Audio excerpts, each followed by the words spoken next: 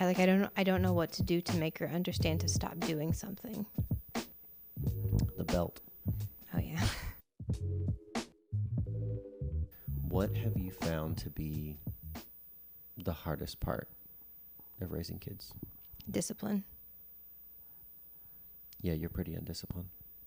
I'm just kidding. What do you mean? So like with our 2-year-old, how can you discipline her to where she understands that what she has done needs a consequence? Because like her mind is just not like logical enough. And so I struggle with that. I don't know what to do to make her understand to stop doing something. The belt. Oh yeah. Just kidding. That's not. We don't use a We belt. don't have a belt We have belts. We don't use belts. on our children. Right. Yeah. What do you think have been the biggest transitions from like the biggest things you've learned moving from like 1 kid to 2 kids to 3 kids? How do you think that's changed sort of how we have to function? I mean, I feel like with each kid, you kind of you feel yourself losing a little bit of control, and you have to be okay with it. Like, I thought you were going to say losing a little bit of yourself. I was like, that's very relatable. no, actually. a little bit of sanity is gone. No, but lose like just a little bit of control. Like if there's a baby over here that I have to pick up, like I can't tend to these 2 over here, and it just has to be okay. You just try to make your environment as safe as possible and just hope that no one falls backwards in a chair or something. I don't know. Yeah, the amount of times I heard people say, "You're playing zone defense now," is like, yeah, It's true. I mean, yeah, okay, Yeah. yeah, you're right. Mm-hmm. Yeah, how do you think having kids has changed you? Like discipline's obviously hard, right? Figuring out how to Yeah. discipline a kid, but like with 1 kid or multiple kids, what do you think? How do you think kids have changed you, like personally? Priorities are way different, I would say. Like coming out of school, I couldn't wait to be like a big boss lady, just being able to run everything and just really focused on work. And then kids come and I don't know, I want to have a good day at work, and I want to come home to my family. I want to be with my kids, and that doesn't make work any less important or make me work any less hard than what I do, but like my top priority is being at home with my kids. Yeah, I think the priorities thing is hard. And our family situations are different, which I don't know how, I mean, surely that contributes to the priorities thing, but like, growing up without a dad it's probably reactionary. Like if I were to talk to you, like some of the issues I have with wanting to be around like for everything and like really trying to make sure I'm here for like bedtimes and, all the special things, Right. like, kind of to the point where I don't really ask to do other things that often, I would say, Right. if I don't have to. Like some things I do, certainly. Like the first thing that comes to mind is like band practices, right? But just generally speaking, it's like I'm probably going to try to do everything I can to be here for bedtime, Sure. right? But like some of that could stem from, and I'm also very, I would say just so aware. I almost mourn our kids leaving before they're even gone. Yeah, you do. And maybe a lot of people do that. Maybe that's more common than I think. But like, I'm just so aware that it's a very short amount of time that you have kids. You only have so much time to instill things in them, and mostly just love and like presence, right? Is like half the battle. Yeah. But a lot of that, I don't know. If I talk to like a counselor or somebody, they'd probably just root it back to like daddy issues or something. Yeah, but I think too, like, how lucky are we, meaning me and the girls, that is the way that you lean. after not having a dad. You know, when it could very easily go, you know, your dad wasn't around much and that's kind of what you were used to. And so it could have very easily gone, you know, more towards that way of it being okay with you not being here and not making us like your top priority, but that's very obviously not the case. And I'm very grateful for that, and I'm sure they are. Oh. Ugh. Mm. Ugh, compliments. Ugh. How's that taste? Ugh. Do you think you're more patient now than before you had kids? Yeah. Okay. I still wouldn't describe myself as a patient person, but yes. Do you think you were ready to have kids? Like mentally, and you know, because people say like Yeah. you can't be ready Right. for, Yeah. because you kind of can't, but you kind of can. Well, yeah, because you just don't know. You don't know what you're getting yourself into. But yeah, I think so. It's not like this happened on accident. Yeah. So Do you think it's how do you think you had a um, do you think you had a picture of what discipleship looked like for your kids versus what reality is sort of like with Yes. discipling kids? yeah. How do you think that's different? Well, I mean, you think that, oh, every night we're going to read a Bible story. We're going to say our prayers together, and that kids don't care about Bible stories sometimes. And sometimes when you say, okay, are you ready to say your prayers? They just yell no. Mm-hmm. And Yeah. yeah. Yeah, or they want the same Bible story every single night, right? For like a full 6 months, just the same Bible story. Yeah, David and Goliath was Correct. on repeat. Mm-hmm. But our kid was also like scared of Goliath, which didn't, like, that just didn't make any sense at all. You know what I mean? Yeah. But every night she Mm-hmm. would pick, okay, we have to read that story. Right. And kids tend to gravitate toward like the TV shows they like, and not just TV shows they like, but like the episodes of TV Right. shows that they like Mm-hmm. over and over and over. Right. Yeah, and I found the same thing with like Bible stories too. I've been encouraged in some ways. One of our friends from CCC taught our 5-year-old's class one day, and they said she just knew the answers for everything, Mm-hmm. for whatever the story was. And I think he said the story was like David and Bathsheba or something. I was like, I have not taught her that story. I've never told So, her that story. Yay, Terrace Lake, Right. because, you know, they're doing something right. But, yeah, I would agree with that. Just that you want to pray with your kid and they talk through the whole thing. Right. You want to, you know, teach them life lessons, and it's like, well, they're 2. Yeah. So They don't care. they really don't care. Yeah. Do you think there's anything about being a mom that has surprised you, that you have either disliked, and you can be as honest as you want to there, that you've either disliked or really actually enjoyed that maybe you didn't think you would? I really enjoy a lot of it. I think that I didn't expect to feel so much jealousy, I think, towards you. We're going Like- deep. Well, no, no, no. Going deep. I just mean like, well, I don't know about that, because like Parker right now is like a stage 5 clinger to you.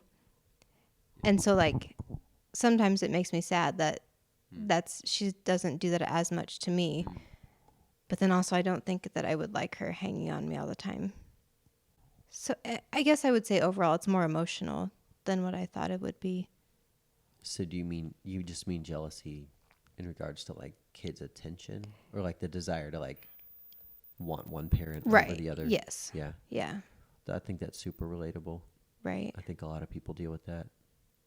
And it's been, you know, it changes with age too, because I remember Perry doing that, and you know, when she was around Parker's age and a little bit older, and now I feel like sometimes I don't know. Well, I mean, there's times that I'm jealous too, because it's like Perry will say, "Can we go eat at the airport? Can we go eat breakfast at the airport?" But she will literally say like, just me and you. Yeah. And I'll say, can I come? And she'll say, no, Yeah. just me and mommy. And that's really sweet.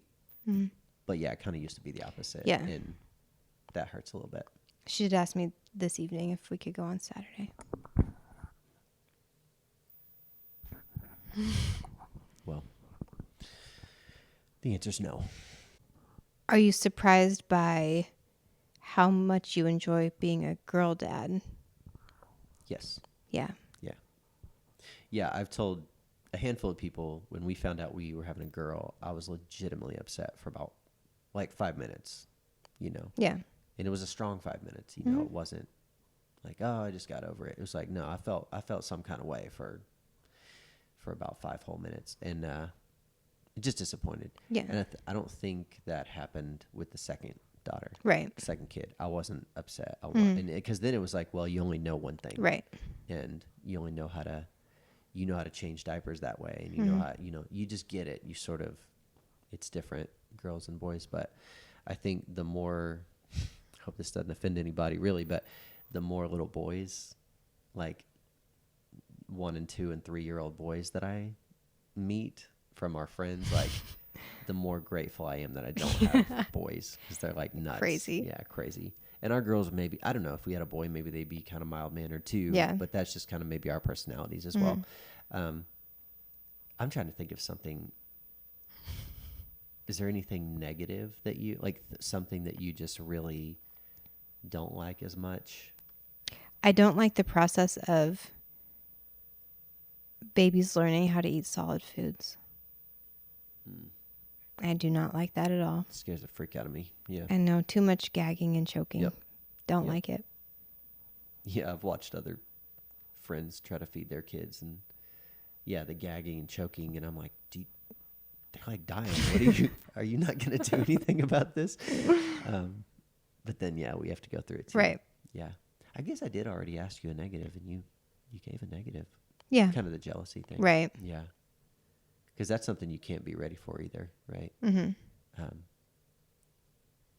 Yeah, because there was a time with our first kid, and I know that I've talked to several people who actually have experienced this, where Perry, our 5-year-old, would not let you put her to bed. Yeah. Right. Mm-hmm. That was when she was under 2 years old, probably. But Yeah. like that was tough. Yeah. I remember some nights where it felt like you were kind of mad at me, but it wasn't a lot. It was just like there were a couple specific times where it's like I didn't do anything, and it didn't really matter. Yeah. Because it wasn't about It all me. evens out. Yeah, no, but it wasn't about me. Right. Right. So I think But you can't act mad at your 18-month-old. Oh, you can. You can. I try not to. Yeah, no, tell that to my drunk, abusive father. Stop. No, I'm just kidding. He wasn't abusive. Stop. But he did drink a lot. It's part of my history. It's part of my family. Okay. But yeah, I think I didn't think I was going to like being a girl dad as much. I also just didn't think that I was going to have nearly as much purpose. And we've kind of talked about that too. Like the times I feel the most purpose in my life is tucking our girls into bed after they're asleep. Yeah. Pulling blankets over that, like an hour after they fell asleep. That kind of thing. That's probably one of my favorite things. What would you say one of your favorite things about parenting is? I really like watching their minds work and grow and just how quickly that happens. Just like the first time that they count to 10, you're like, how did you know how to do that? Or like Perry's reading now.